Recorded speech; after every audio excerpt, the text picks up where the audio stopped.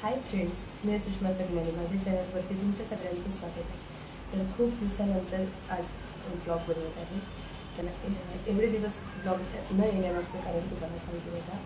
मुलांच्या तब्येती खराब होत्या, सोबत माझी पण तब्येत खराब होती, पण मी अशी कम्युनिटी पोस्ट वगैरे काही टाकली नाही किंवा एखादी छोटा व्हिडिओ पण बनवून टाकलेला नाही की तुम्हाला सांगावं की तब्येती वगैरे बरे नाही म्हणून। कम्युनिटी पोस्टनं जास्त लोकांना दिसत नाही म्हणून मग मी यावेळेला कम्युनिटी पोस्ट वगैरे टाकायचं टाळलं।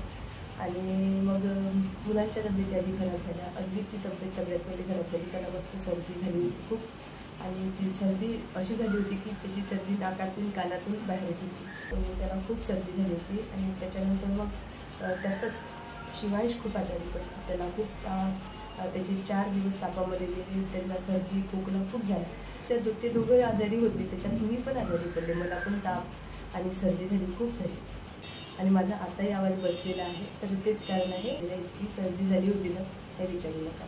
मग मागचा महिना जर बघितलं ना, पूर्ण मार्च महिना, त्याच्यामध्ये आम्ही आजारीच आजारी आहोत, म्हणजे फिरून फिरून तेच आजार येत आहे, म्हणजे सर्दी ताप खोकला मुलांना पण आणि मला पण, तर फिरून फिरून तेच आजार। तर मी आणि शिवांश आता बरे आहोत, पण अद्विकची सर्दी अजूनही बसलेली नाही, त्याची सर्दी तशीच नाकातून आणि कानातून आहे। तर आम्ही डॉक्टरांकडे गेलो, म्हणजे असं नाही की पहिल्यांदा झालं त्याच्यासोबत नाकातून आणि कानातून सर्दी येणं, हे याच्या आधीसुद्धा झालेलं आहे। तर आम्ही याच्या आधी नेलं होतं त्यांना डॉक्टरांकडे, तर डॉक्टरांनी तेव्हा औषधं वगैरे दिले होते। तर तसंच आता याही वेळेत झालं, पण यावेळेस जास्त झालं, म्हणजे बरेच दिवस झाले त्याला सर्दी झाली, ती बसतच नाही आहे। ती सर्दी बसत नाही तर नाकातून तर येतच आहे, पण सोबत कानातून पण येते। मग डॉक्टरांकडे आम्ही घेऊन गेलो अद्विकला, त्याच कानातून सर्दी येते त्याच्यासाठी। तर डॉक्टर म्हणाले की कानाच्या पडद्यांना छिद्र पडले, म्हणून नाकातून सर्दी जशी येते ना तशी ती कानातून पण सर्दी येते। तर आता त्याच्यावर उपाय काय, तर डॉक्टर म्हणाले की त्याला सर्दी कमीत कमी 6 महिने अजून झाली नाही पाहिजे। आता एका महिन्याचा मागच्या महिन्याचा विचार केला तर मागच्या महिन्यामध्येच 2दा त्याला सर्दी झाली, आणि 6 महिने सर्दी होणार नाही असं होणारच नाही, कारण ते वातावरण बदललं की लगेच आपल्या तब्येत्यांमध्ये फरक पडतो। थोड्या दिवसांमध्ये पावसाळा सुरू होणार, 2 महिन्यामध्ये पावसाळा सुरू होतो, पावसाळा सुरू झाला की पाण्यामध्ये बदल झाला की लगेच मग परत सर्दी तर होणारच, महिन्याला नाही पण 2 महिन्यानंतर 3 महिन्यानंतर सर्दी होणार, असं होणारच नाही लहान मुलांना की 6 महिने सर्दी होणार नाही। डॉक्टरांनी म्हटलं की त्याला 6 महिने तरी सर्दी झाली नाही पाहिजे, याची तुम्ही काळजी घ्या। त्या कशी काळजी घ्यायची त्याचंच टेन्शन आहे, तर त्याचा पण त्रास होतो मुलांना। आता तो त्रास किती दिवसापासून तो सहन करत आहे। आता औषधं दिले तर ते आहे चालू त्याला। शिवांश आजारातून बरा झाला, पण त्याला अजूनही खोकला आहे शिवांशला, मला सर्दी आहे, आवाजावरून कळत असेल माझ्या। तर असं झालं सगळं, आणि म्हणून आपल्या चॅनलवरती व्हिडिओ आलेला। तर ते तुम्ही प्रयत्न करेल रेग्युलर व्हिडिओ बनवण्याचा। जर तब्येती चांगल्या असल्या तर नेहमी व्हिडिओ येईल, तब्येत खराब होते ती सांगून होत नाही, अचानक होते। मलासुद्धा अचानकच थंडी वाजून ताप, एवढ्या उन्हाळ्यामध्ये थंडी वाजून ताप मला पण आला, त्याच्यात सर्दी झाली, खूप आजारी पडलो आम्ही तिघंही माहिती का। तर मग आमच्या आजारातच हे दिवस सगळे आजारातच चलावं। आता सकाळचे 9 वाजले, मिस्टर ऑफिसला गेले, त्यांना टिफिन दिला नाही, आणि इकडे ना वेगळेच प्रॉब्लेम आता सुरू झाले, समोर पाण्याचा दुष्काळ पडल्यासारखं झालं आहे आमच्या बिल्डिंगमध्ये। आता आजूबाजूला माहीत नाही, पण आमच्या बिल्डिंगमध्ये तरी पाण्याचा खूप प्रॉब्लेम झाला आहे, म्हणजे जे वापराचं पाणी असतं ना तेच येत नाही आहे, खूप कमी येत आहे, म्हणजे साठवून ठेवावं लागतं आणि मग ते वापरावं लागत आहे।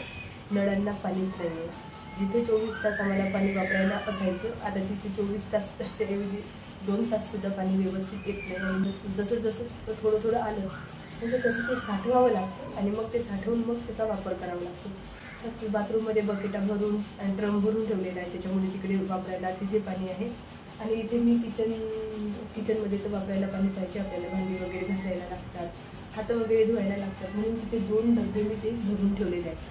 तर त्या 2 डब्यांमधलं पाणी भांडी धुवायला आणि मग असं थोडं छोटं मोठं इथं किचनमधलं काम करायला भरून ठेवते, आणि संपल्यानंतर मग जसं पाणी आलं थोडं तसं ते परत भरून ठेवते। पण पाण्याचा पण खूप मोठा प्रॉब्लेम झाला इथे, पिण्याचं पाणी तर 1 दिवसानंतर येतं, ते कसं तसं मिळतं, आणि मग त्याच्यामुळे ते प्यायला होऊन जातं। तर आता सकाळचे 9 वाजले. घराची घरातली सगळीच आवरावर करायची बाकी आहे. फक्त मिस्टरांना चहा करून दिला, ते चहा पिऊन ऑफिसला निघून गेले. त्यांच्यासोबत मी पण चहा घेतला. पण आता मुलं उठायचे आहेत. शिवांश आणि अजूनही झोपलेले आहेत. आता ते उठले की मग घर आवरायला घेते आणि त्यानंतर होते तुमच्यासोबत. तर आता 10 वाजलेत आणि मुलं उठले. इकडे बघा, हे दोघेही, अद्विक आणि शिवांश दोघेही उठले आणि आता ते खेळत आहे. आणि बाहेर बघा ऊन किती पडलेलं आहे. गॅलरीच्या दरवाजातून तुम्हाला ऊन दिसत असणार. खूप ऊन आहे. सकाळचे 10 वाजले पण इतकं कडक ऊन पडतं ना, काही विचारू नका. आणि मस्त कडक उन्हाळा सुरू झाला आता आणि गरमीही तेवढीच करते. तर इकडचं सगळं आवरून घेतलं. मुलं उठल्यानंतर मग इकडचं सगळं आवरून घेतलं. आवरल्यानंतर यांनी इथे खेळणे काढले आणि आता बसले. मुलांसाठी काहीच खेळणे नव्हते, तर काल हॉस्पिटलमधून येता त्यांच्यासाठी खेळणे घेऊन आलो. मग आता ते त्या खेळण्यांसोबत आता खेळत असतात. तर आता घर तर आवरून घेतलं मुलं उठल्यानंतर आणि काही कामं पण करून घेतले. झाडू वगैरे घराला मारून दिला आणि भांडी वगैरे घासायची होती, तर भांडी घासून ठेवली टपामध्ये. तर मी आता स्वयंपाकाला सुरुवात केली. तर वरण भाताचं इकडे कुकर लावून दिलं आणि म्हटलं मुलं उठतील तर त्यांना ना लगेच पराठे वगैरे करून देईल मी नाश्त्यामध्ये. तर बटाटे इथे उकडून ठेवले, पण हे उठलेच नाही लवकर. तर मग आता सरळ स्वयंपाकच आता होतच आलाय. वरण भाताचं कुकर झालं. चपात्यांसाठी पीठ इथे मळून ठेवलं.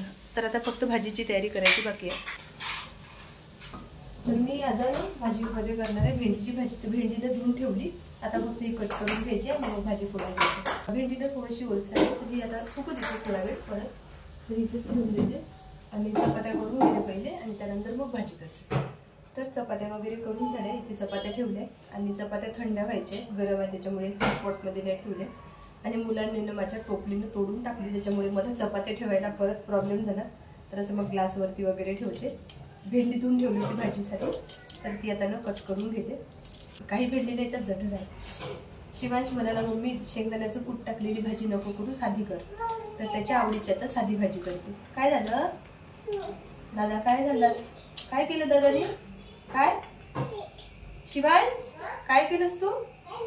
तो काहीतरी मागत आहे बघ, दे ना.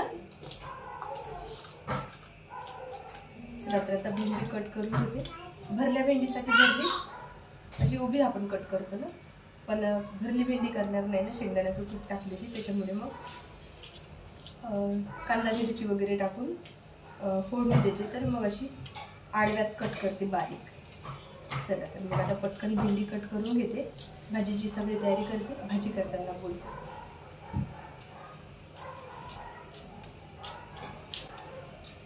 भाजीसाठी भेंडी कट करून घेतली, कांदा कट करून घेतला, मिरची कट करून घेतली आणि आता फोडणी देते भाजी. वरण भात झाला होता, कुकरमधून काढला, इकडे भात ठेवला आणि वरण पातळ केलं, साधं वरण, आणि तिकडे उकळायला ठेवलं. तर चला तेल गरम झाले, जिरं टाकते.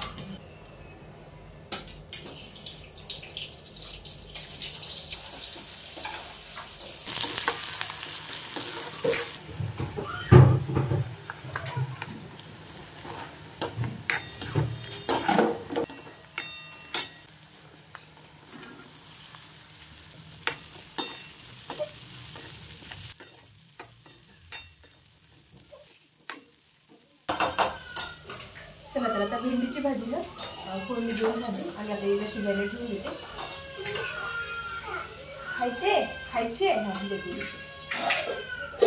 तर आता भेंडीची भाजी शिजत आहे, तोपर्यंत गॅस आवरून घेते. त्यानंतर मुलांना फ्रेश करून देते. Our hearts beat to the city streets. We began to feel the fire. We rise like tall buildings as the chemicals they take us higher. The night's young and it's just begun as she puts her hand in mine. तर आता भाजी शिजून तयार आहे आणि त्याच्यात ना कोथिंबीर टाकून देते.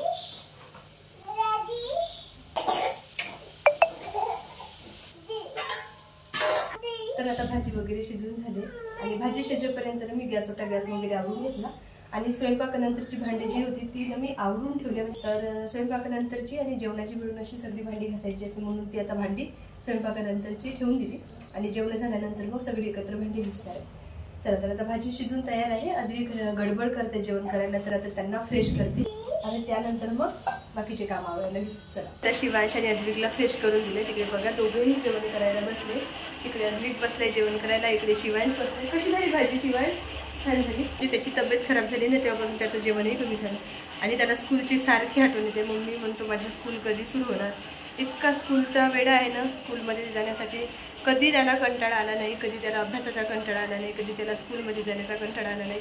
उन्हाळ्याच्या सुट्ट्या लागल्या तर आपल्याला असं वाटते की काही दिवस मस्त आराम आहे. आता मुलांच्या अभ्यासाचं टेन्शन नाही, मुलाला शाळेमध्ये पाठवण्याचं टेन्शन नाही, सकाळच्या टिफिनचं टेन्शन नाही. ह्या सगळ्या गोष्टीचं टेन्शन आपल्याला नसतं तर आपल्याला बरं वाटतं. पण जे मुलं ज्यांना शाळेत जायला खूप आवडतं त्या मुलांसाठी खरंच खूप अवघड होतं आणि शिवांशला उन्हाळ्याच्या सुट्ट्या जड चालल्या. चला तर मग आता ना मी घराला पोछा मारून देते आणि पोछा मारायला सुद्धा पाणी बघा की, कारण तर पाणीच नाही ना त्याच्यामुळे. हे बघा बकेट, तर बकेटमध्ये एकदम तळाशी पाणी आहे आणि त्यात कपडा आहे आणि पाण्यामध्ये मी थोडंसं फिनॉईल टाकलेलं आहे. तर बघितलं तिकडे बकेट ठेवली आहे मी आणि त्यात आहे पोछा मारायचं पाणी. खूप कमी पाण्यामध्ये पोछा मारते. कधीच असं झालं नाही की अर्धी बकेटच्या वरच पाणी घ्यायचे पोछा मारायला. पण आता पाणी नसल्यामुळे, पाण्याचा प्रॉब्लेम असल्यामुळे खूप कमी पाण्यामध्ये पोछा मारावा लागते. ते आज नाही, इथून 3-4 दिवस झाले सारखा पाण्याचा प्रॉब्लेम आहे आणि हा पाण्याचा प्रॉब्लेम ना लवकरात लवकर सॉल्व्ह व्हावा. बाकी काही नसलं तर चालते, लाईट नसली तर ॲडजस्ट होणार, भाजीपाला नसला तर ॲडजस्ट होणार, बाकी काही नसलं तर ॲडजस्ट होणार, पण पाणी नसले तर ॲडजस्ट होणार नाहीच. चला मग आता पोछा मारून घेते आणि त्यानंतर फ्रेश होते आणि त्यानंतर बोलते तुमच्याशी. आता सगळे घरातले कामं आवरून झाले.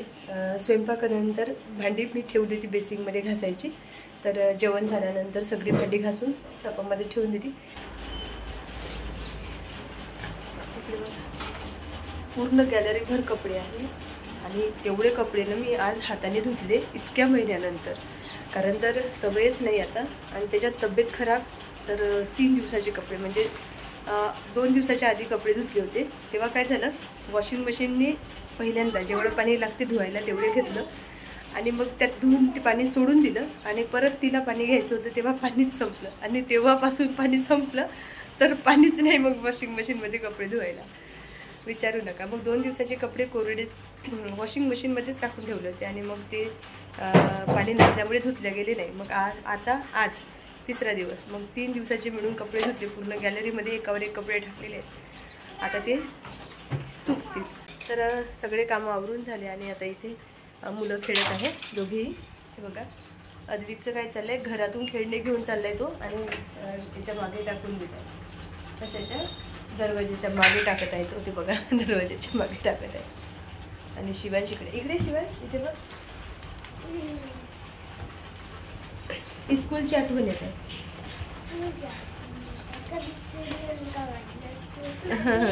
ते बघ त्याला स्कूलची आठवण येते आणि कधी सुरू होईल का स्कूल असं त्याला वाटत आहे. तर स्कूलच्या सुट्ट्या लागल्या आणि लगेच तो आजारी पडला. आताही म्हणतो की मम्मी माझं स्कूल कधी सुरू होणार, अजून किती दिवस मला सुट्ट्या आहे असा तो विचारतो. तर हे बघा अद्विकची पण तब्येत सांगितली तुम्हाला खराब होती, शिवांची पण तब्येत खराब. मला थोडंसं अशक्तपणा असल्यासारखा वाटतो. म्हणजे कोणतंही काम करायला गेलं ना की मग थोडासा दम लागतो असं होतं.